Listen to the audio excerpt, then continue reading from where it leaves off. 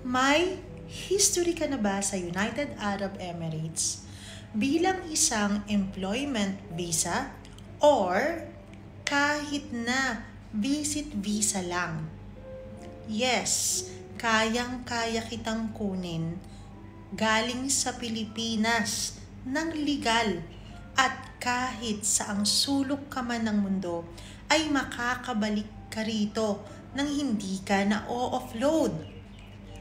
Pero doon lang tayo sa approved din ng gobyerno. Hindi tayo magmamagic. Okay? Sa lahat ng approved na freelance visa ng gobyerno ay wala itong WPS.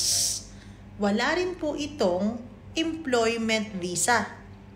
At wala na verification ng contract.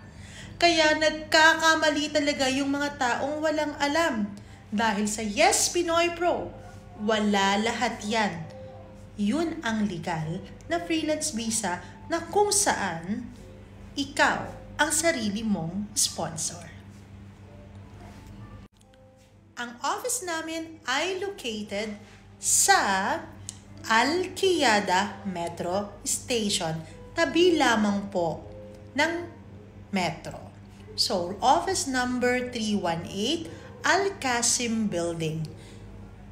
It's just 1 minute walk galing sa Al-Qiyada Metro Exit 2. Wala po kaming branch sa ibang lugar.